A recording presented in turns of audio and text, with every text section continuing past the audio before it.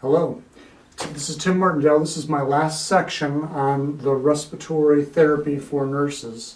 This is section 10, and this is just a little bit different what I'm going to be talking about, but this is an important feature and will help you in your assessment of the patient who might have respiratory or cardiac disease.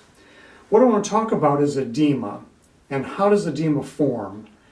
Ernest Starling was a physiologist who was the one who came up with kind of the whole concept of the explanation of where edema comes from. So what I'm showing you here is a capillary bed, and this is going to be the tissue bed. And what Starling said is that we have different forces that work against each other. One of those forces is called hydrostatic pressure. That is your blood pressure.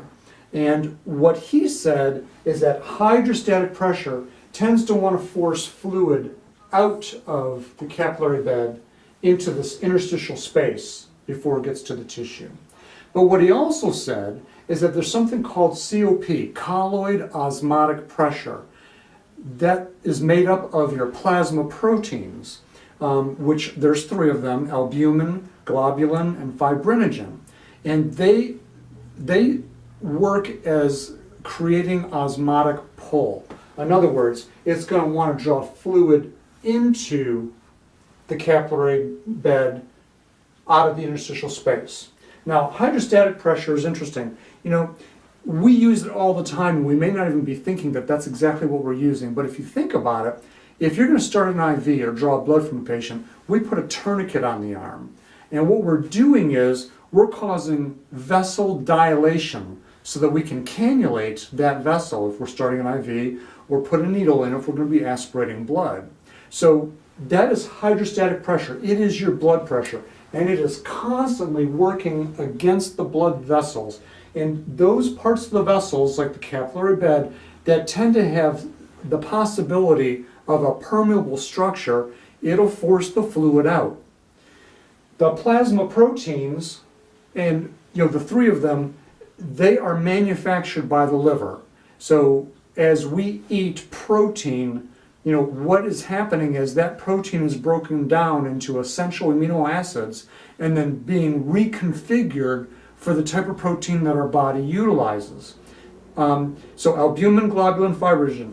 Actually, the largest protein that we know of is hemoglobin, yet it does not exert any osmotic pull, and they've never been able to quite figure out why that is. But the other plasma proteins, they will do that. They will draw fluid back into the vasculature.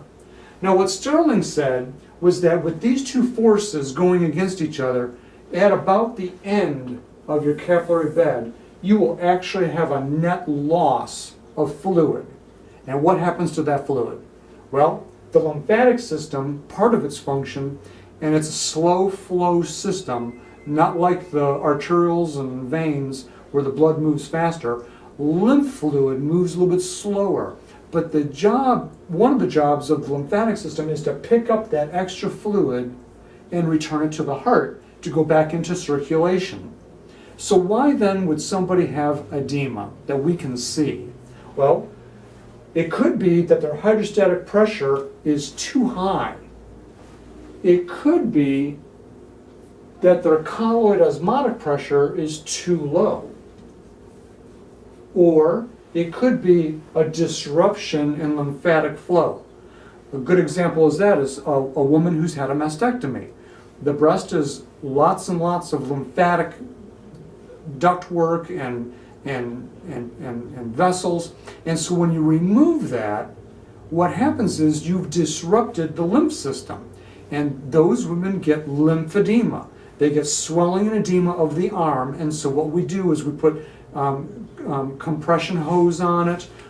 We tell them to elevate that arm, to use that arm. So if we can raise it higher than the level of our heart, we say that edema will drain. The reason that I'm talking about this is because there is edema that you can see. For instance, pedal edema. And when I talked about the blue bloaters of COPD, that is edema that you can see because you've had a disruption in the ability of the right ventricle to pump blood out because it's hypertrophied. That's also called cor pulmonale. And so the blood backs up in the plumbing and on the venous side, and it causes liver engorgement and pedal edema. But the other thing that you may not necessarily be thinking about is that this same system can be in the lungs, where we drew an alveolar structure with interstitial space and a capillary bed. Even though we think about our cardiopulmonary system working together for gas exchange, we still have to think about the possibility of interstitial edema. And if that edema becomes bad enough, it could then cause fluid to go into the alveolar structure, causing pulmonary edema. So when you think about a patient that's got edema and you see the edema, I promise you the reason that they have that edema is because either A, their hydrostatic pressure is too high, that's their blood pressure, and we can treat that with antihypertensives, or their colloid osmotic pressure is too low. Maybe it's a combination of the two.